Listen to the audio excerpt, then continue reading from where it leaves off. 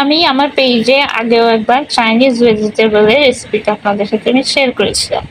আজকে আমি আবার একটা নতুনও না, ঠিক সেম ভাবেই এটাকে আপনারা চাইনিজ ভেজিটেবলও বলতে পারেন, অথবা vegetable soup with chicken and lots of চিংড়ি এরকমটাও বলতে পারেন। তো আমি প্রথমে এখানে আমার ইনগ্রিডিয়েন্টস গুলো দেখিয়ে দিলাম। এখানে আমার পেঁপে, গাজর, বরবটি, ক্যাপসিকাম, বাঁধাকপি সবজিগুলা লাগবে, আর হচ্ছে চিংড়ি মাছ আর মুরগির মাংস, বুকের মাংসটা ছোট ছোট করে টুকরো করে নিতে হবে, আর হচ্ছে পেঁয়াজ। প্রথমে এখানে 3 থেকে 4 চামচ কর্নফ্লাওয়ার নিয়ে এটাকে সুন্দর করে গুলিয়ে রাখতে হবে। এরপরে সবজিগুলো আমাদেরকে সেদ্ধ করতে হবে।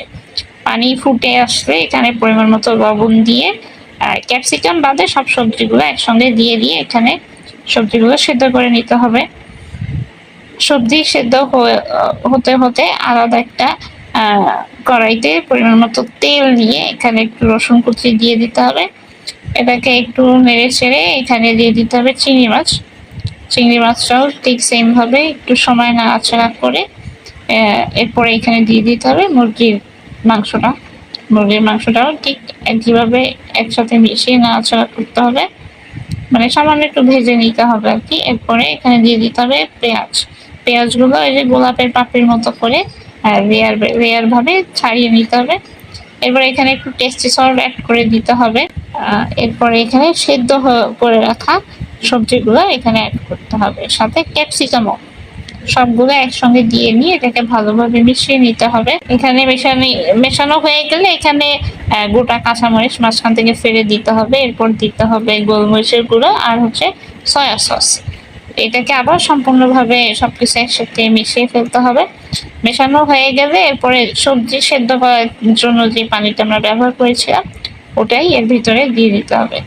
পানিটা দেওয়ার পরে এখানে বাঁধাকপিটা দিতে হবে। বাঁধাকপিটা যেহেতু খুব সহজে সেদ্ধ হয়ে যায়, সেক্ষেত্রে বাঁধাকপিটা একটু পরেই দিতে হয় আর কি। আর এটাকে খুব ভালো করে মিশিয়ে নিয়ে এখানে সেই গুলিয়ে রাখা কর্নফ্লাওয়ারটা দিয়ে দিতে হবে। দিয়ে এবার এটাকে ভালোভাবে রান্না করে নিতে হবে। এর ভিতরে আবার সামান্য একটু চিনি অ্যাড করব। এরপর এটা আপনি যদি চাইনিজ ভেজিটেবল মতো করতে চান, এটাকে একদম ঘন করে ফেলতে হবে। আর যেহেতু আমি আপনাদেরকে বললাম যে এটা অ্যাজ এ স্যুপ হিসাবেও খাওয়া যাবে, সেক্ষেত্রে এরকম একটু পাতলা পাতলা থাকতে এটাকে নামিয়ে ফেলতে হবে। ব্যাস, এই যে আমার চাইনিজ ভেজিটেবল অথবা ভেজিটেবল স্যুপ যেটাই বলেন, আমাদের রান্নাটা হয়ে গেছে।